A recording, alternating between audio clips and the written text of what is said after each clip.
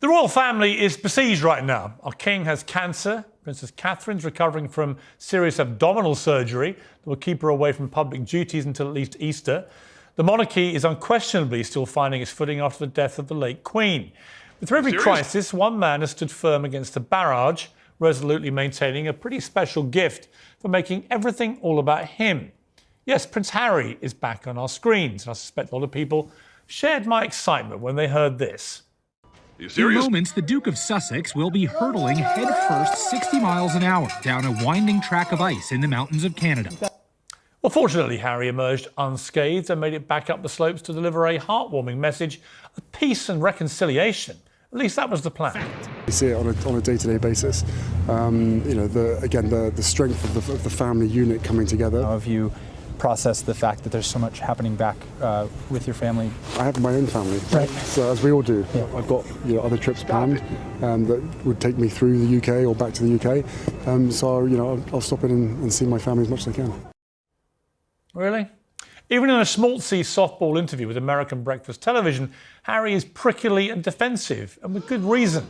Illness will bring us back together, he says, before immediately clarifying that he's staying on the opposite side of the world because actually he's got plenty of his own things to be getting on with. But rest assured, loyal subjects, he'll still pop in when he feels like it, if he can, time permitting.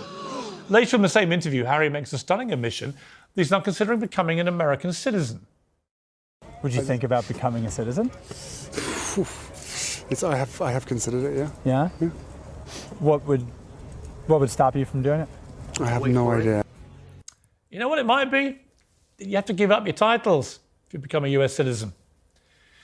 I'd say the biggest senior member of the British royal family, whose only remaining relevance comes from monetising his ever-weakening royal links, is a pretty obvious barrier. Whether the US authorities would even consider making Harry a citizen after he gloated about his prodigious drug use in his memoir Spare is another issue.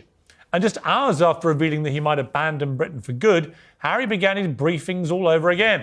This time let it be known that, heroically, he's prepared to don his ginger cape and soar back to Britain, fulfilling some of the ailing king's duties while he's treated. In a typically irritating millennial missive, Harry has offered a, quote, hybrid working model, regal equivalent of meeting on Zoom in your underpants. Prince Harry is keen to be reconciled with his father and has been telling people that he wants a return, that he's happy to step in some sort of temporary royal role while his father's away unwell. Obviously, the king has cancer. He's away from public duties. But also, Princess of Wales is off. She's recovering from abdominal surgery. She's not going to be around until Easter. What I've been told is that Prince Harry is very keen. He's always wanted to have a foot back in the fold. He never really wanted to be all the way out. All very valiant, Harry, but there's one little problem. Nobody wants you back. 4 years ago, Harry and Meghan abandoned the royal family and the monarchy and resigned their royal duties to embark on a new life in California. The late Queen was crystal clear at the time. You cannot be half in, half out. If you go, you're gone for good. And it seems that the King himself has agreed with that.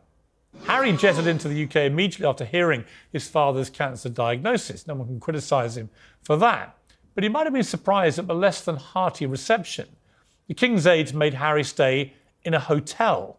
He was allowed just one hasty 30-minute meeting at Clarence House, not at Sandringham, where the King flew off on his helicopter to recuperate. Because, you know why?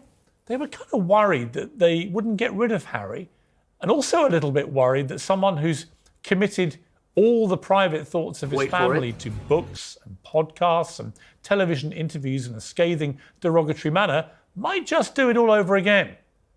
They also knew that the King is a 75-year-old man being treated for a very serious illness and needs time to rest. He doesn't need to be part of the ongoing Sussex psychodrama. Now compare and contrast the dignified behaviour of Prince William, who's been taking care of his wife and only just returned to public duties. Last night he attended the BAFTAs and glided around the place with the gravitas and decorum that he always does. No vainglorious narcissism, no attention-seeking, no self-pity. Of course, there was no meeting at all last week between Harry and his brother. Harry's supporters, apparently there are some of them somewhere, felt that was spiteful. Really?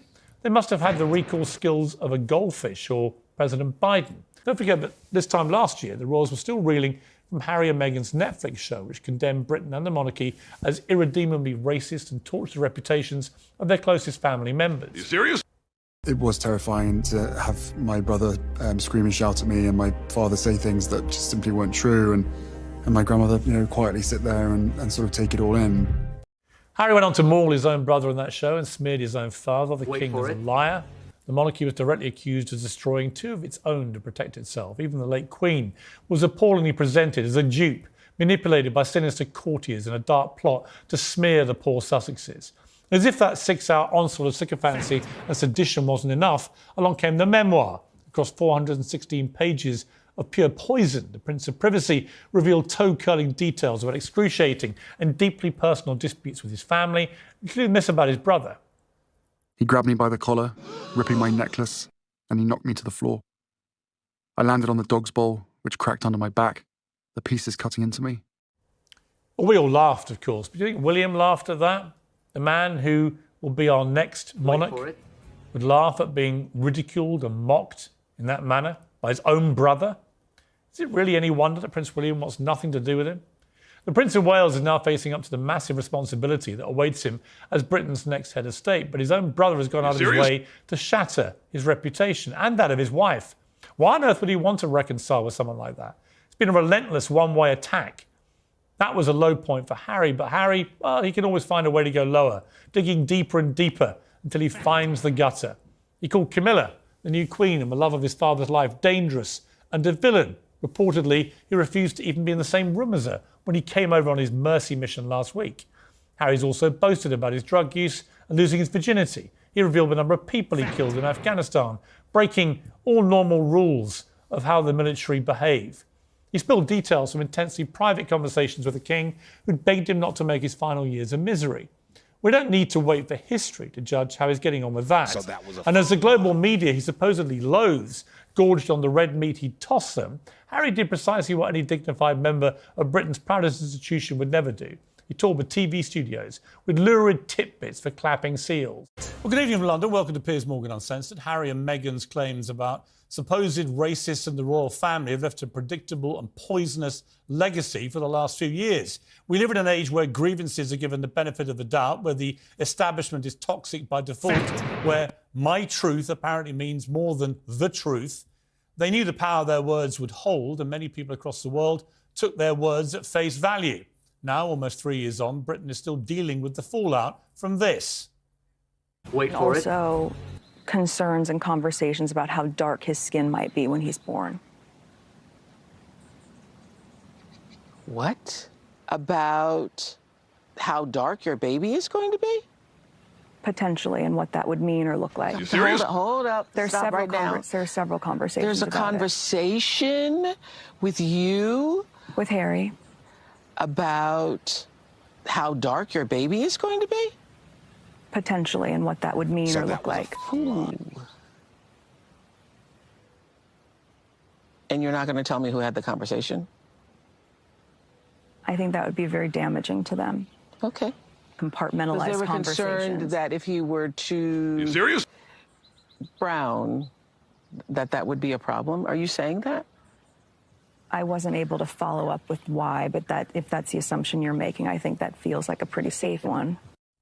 You may recall that I lost my previous job for responding to these claims by saying I didn't believe a word of it. Well, Harry and Meghan have never provided any evidence for that highly incendiary claim. It's not like they haven't had the chance to. After all, they pumped out 6 hours of self-indulgent bilge on Netflix, trashing Britain and the press for its racism, but didn't mention what they said on Oprah. Harry wrote 150,000 words of family-bashing poison in his memoir Spare and toured the TV studios to promote it. Are you serious? Didn't mention what they'd said to Oprah Winfrey. Meghan had a 12-part podcast on Spotify. Didn't mention it either. It was like it never happened, like it disappeared.